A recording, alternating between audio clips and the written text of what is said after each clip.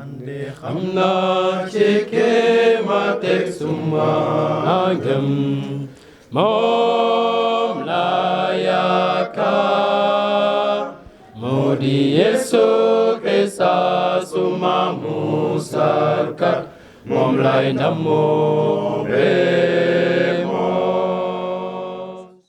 Bonjour Abbé Nicolas. Bonjour. Je m'appelle Ephraim Manga, je fais partie de la société civile. Aujourd'hui, nous sommes là chez vous pour avoir une idée de ce que vous vivez ici en séminaire. Et dans un premier temps, on aimerait bien savoir c'est quoi un séminaire et qu'est-ce qu'on y fait réellement. Le séminaire, c'est d'abord comme pépinière. Un séminaire vient du terme séminaire qui signifie semer. Donc ici, on forme la pépinière en vue du sacerdoce.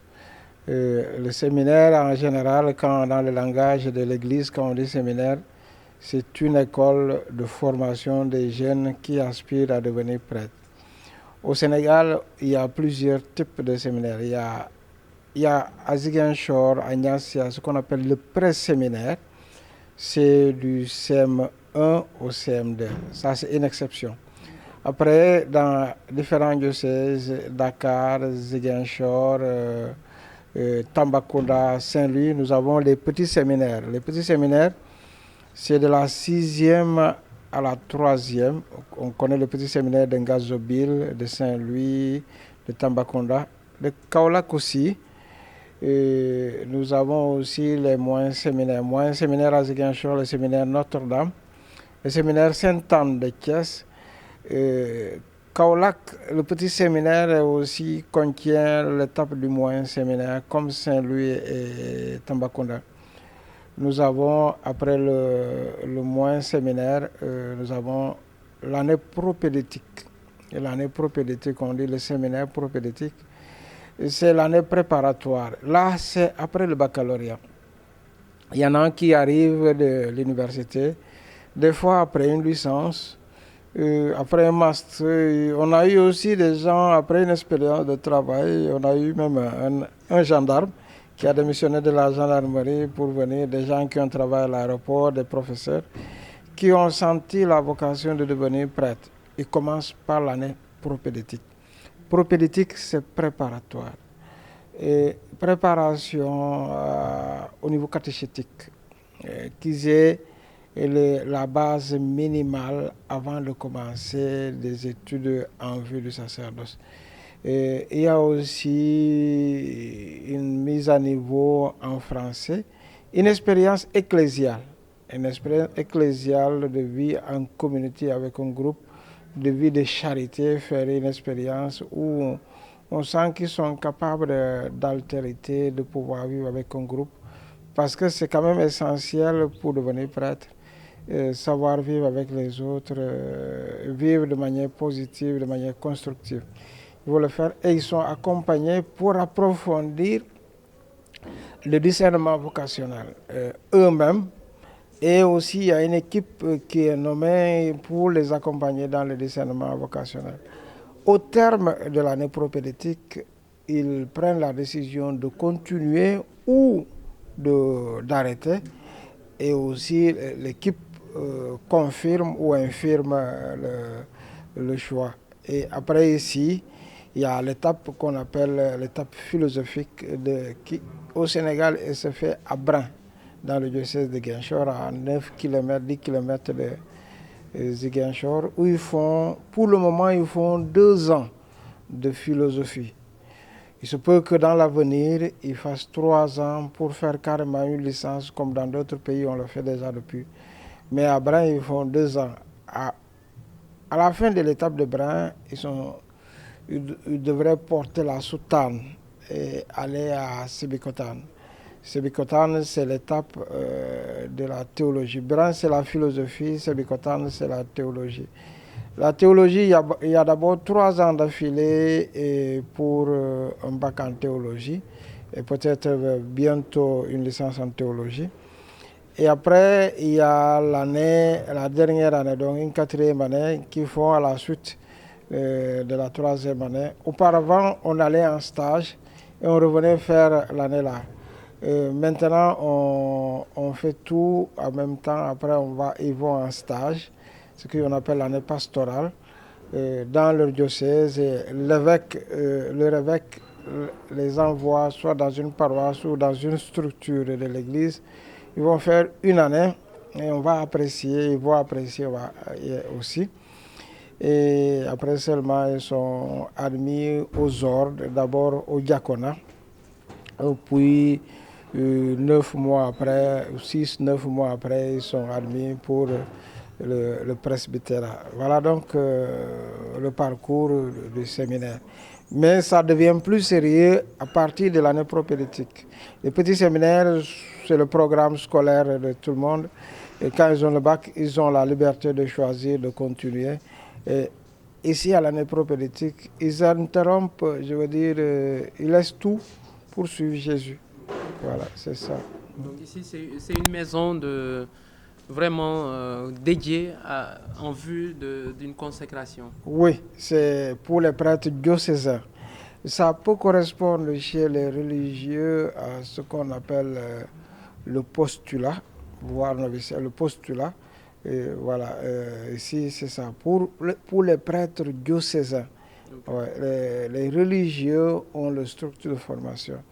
Et c'est depuis, disons, après le Concile Vatican II, que l'Église a souhaité qu'on puisse penser à cette étape, une année préparatoire. Et puis, après le Concile Vatican II qui s'est passé, des années 62 à 65, et plus tard, surtout en 1992, il y a eu un grand synode sur la formation des prêtres. Les évêques du synode, les pères synodes, ont vraiment encouragé à faire cette étape. Ici, au niveau du Sénégal, l'année propédeutique a été initiée en 2009. Monseigneur Benjamin, qui était alors l'évêque du diocèse de Kaolack, a trouvé les lieux et le financement en église pour construire ce que vous avez devant vous. Okay. Voilà. Et donc nous, en 2009, on a été affecté ici pour commencer l'année propédeutique. Mais auparavant, elle n'existait pas. Ouais. Donc ce bâtiment a été créé en 2009 par le Monseigneur. Oui, et a fini ici, là. C'est devenu fonctionnel en 2009. Disons même en 2010 parce qu'on devait commencer en octobre 2009, mais c'est en janvier qu'on a pu commencer parce que le courant n'était pas encore arrivé. Et dès que le courant est arrivé, on est venu aussitôt. Okay. Oui. En parlant du courant, on pense un peu aux dépenses que vous faites face tous les mois, toutes les années, afin de pouvoir maintenir cette maison. Pouvons-nous avoir une idée d'une somme à peu près de vos dépenses? Oui, le courant, effectivement, nous coûte cher parce qu'on a l'impression qu'on est taxé comme une entreprise. On a essayé de comprendre. On a eu des factures de l'ordre de 400 000. Pour une structure comme la nôtre qui ne fait pas d'argent, c'est compliqué. Ça a failli plomber effectivement les activités. Alors, on a fait des projets petit à petit, on a fait du solaire pour les frigos, tout ce qui est froid. D'abord, pour isoler les secteurs qui sollicitent énormément d'énergie. Après, on a fait d'autres pour le bâtiment des prêtres. Étant donné qu'il fait très chaud ici, et si on veut que les prêtres dorment bien et qu'ils continuent ici, c'est bien de mettre de la climatisation. On a fait aussi une autre plateforme solaire là-bas pour isoler le jardin aussi, les pompes. Ouais. Maintenant, on a des factures. Bon, on avait des factures autour de 100, 120, mais la dernière facture, curieusement, est de 200. On a, je ne sais pas si c'est les pompes solaires ou les pompes d'eau qui ont fait ça. On va étudier pour voir. Mais d'abord, une des grandes dépenses, c'est bien sûr l'énergie. Et puis, c'est une école, il faut payer les professeurs, il faut payer les employés. On a un budget de 2 millions mensuels. Il faut 2 millions par mois pour faire tourner la maison. Et il faut dire que les subventions qui nous arrivent de Rome couvrent à peine un mois. N'arrivent pas, la dernière fois, ne sont pas arrivés à 3 millions, c'est 2 millions et quelques. Et c'est pour toute l'année? Et c'est pour toute l'année. Et la participation par séminariste, c'est 100 000 francs par séminariste pour l'année. Vous comprenez que ça signifie 30 000 par trimestre si on prend les 9 mois. Oui. Et puis pourtant l'année ici c'est 12 mois parce qu'il y a toute la structure. Mais si on prend seulement les 9 mois ils sont ici, ça signifie 30 000 francs par trimestre et 10 000 francs par mois. Vous savez que 10 000 francs par mois, qu'est-ce que ça représente pour nourrir, et loger, soigner, faire étudier un séminariste, c'est très dérisoire. Les évêques participent alors de 300 000 par séminariste. 300 000, c'est aussi c'est 100 000 francs le trimestre, c'est 30 000 francs presque le mois. Hein. Alors ça aussi, c'est 1000 francs par jour. Donc, comprenez que il faut trouver les moyens à travers les projets, quand on a des projets, des intentions de messe. Nous, en tant que prêtres qui sommes là, quand on a des intentions de messe qu'on nous donne ailleurs, on les met. Normalement, c'est pour les prêtres, oui. Mais on les met dans le fonctionnement du séminaire. Nous, en tant qu'équipe, on participe énormément au fonctionnement du séminaire, sans compter d'autres projets qu'on peut faire et les activités génératrices de revenus qu'on peut faire ici. Et comme je l'ai dit, en investissant dans le solaire, on a investi dans le solaire pour baisser les factures. Donc c'est tout ce qu'on fait pour que la structure puisse continuer de faire sa mission de formation. Ouais. Et donc au niveau des moyens, c'est vrai. Les évêques aussi ont fait ces dernières années des quêtes.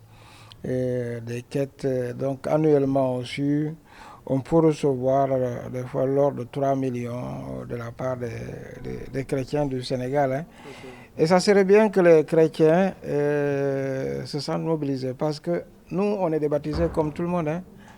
Mon père, il n'est même pas né dans l'église, il n'était pas chrétien. Donc, je veux dire, il faut que les gens comprennent que c'est la mission de l'église de former ses prêtres. Ce n'est pas les prêtres qui doivent former.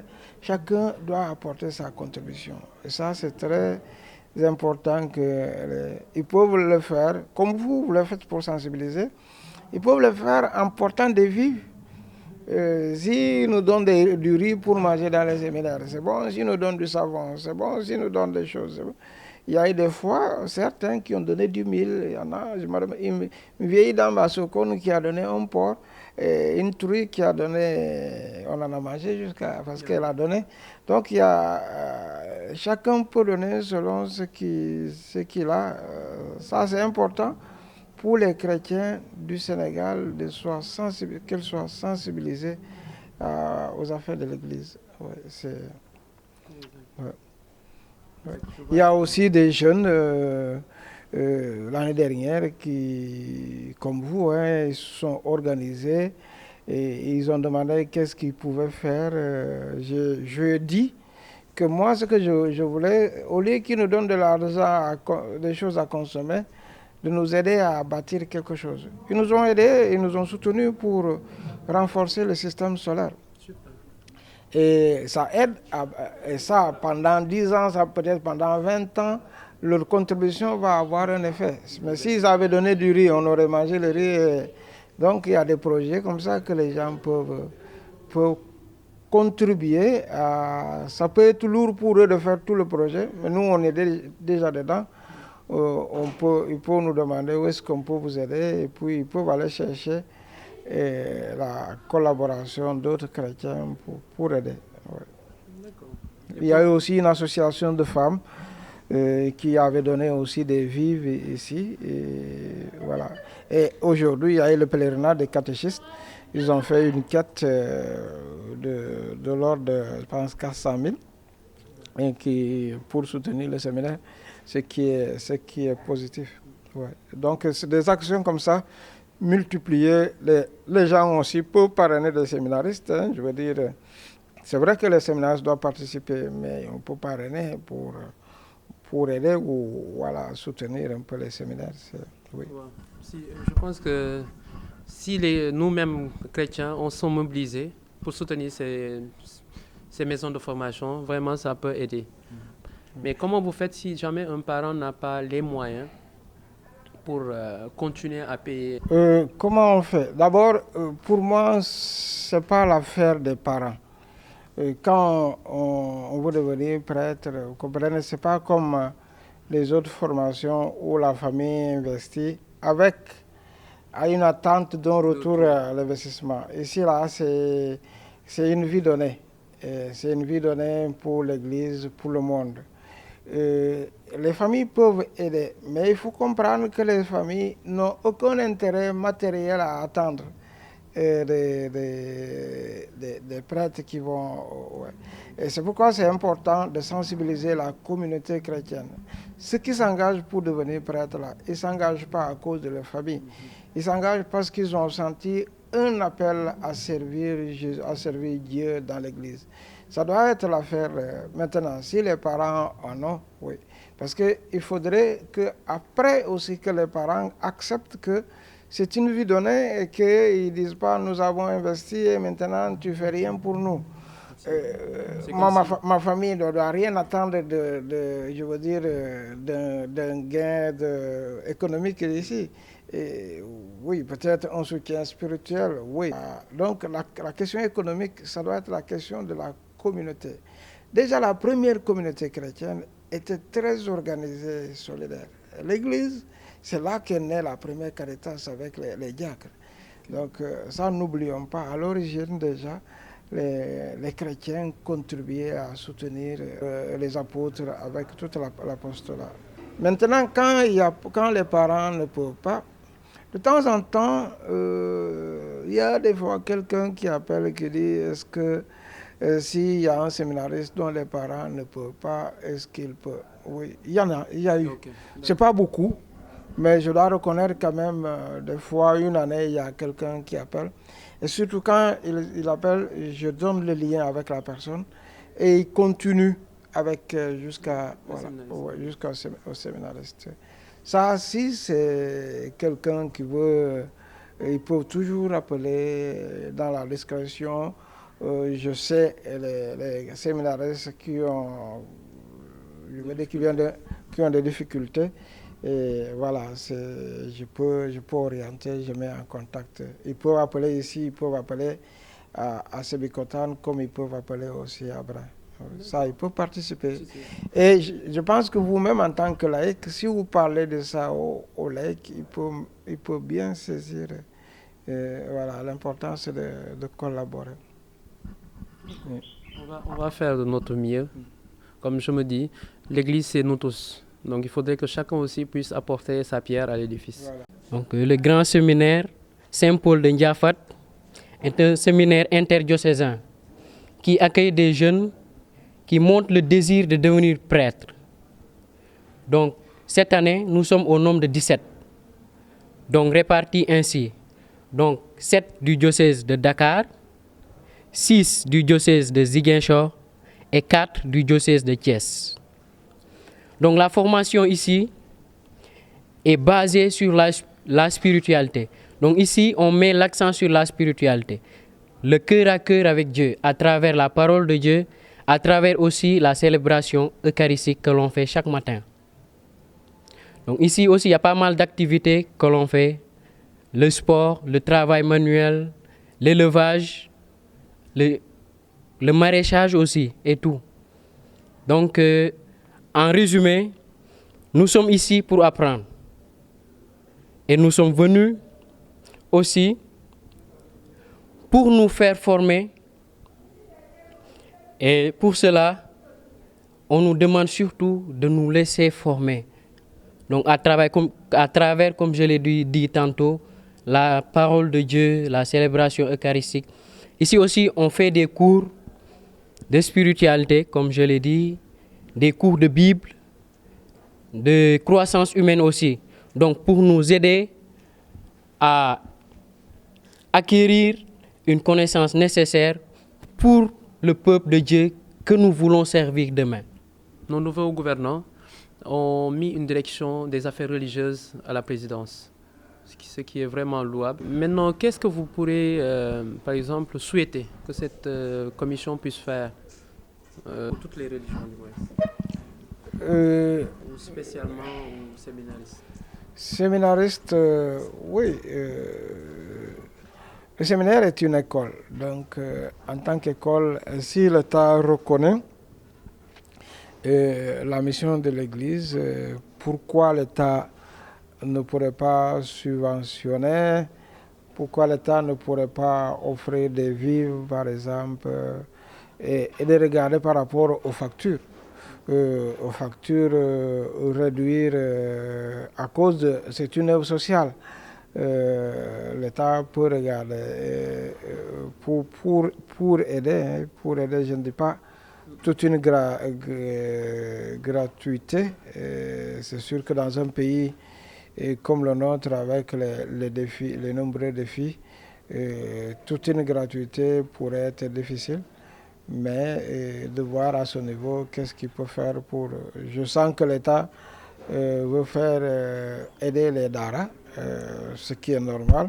Et je souhaite que au niveau des daras, les daras modernes, que beaucoup de nos jeunes là, parce que ce sont tous nos frères qui puissent avoir une formation qualifiante pour que l'âge adulte arrivant, ils puissent exercer des métiers, ils puissent, voilà, que l'école, en plus de la religion, on puisse avoir un métier. Donc c'est très bien. Et je pense aussi à certaines dimensions, ils peuvent aussi être attentifs. Comme disait un homme politique, que nous aussi on a nos daras, qui sont les séminaires. Donc on n'a pas les mêmes défis, mais je pense qu'ils peuvent aussi être attentifs à ça. Surtout qu'on n'est pas très nombreux et que c'est bien centralisé. Voilà. Merci Abbé, merci vraiment de votre disponibilité. On a pris votre temps. Ah, bienvenue.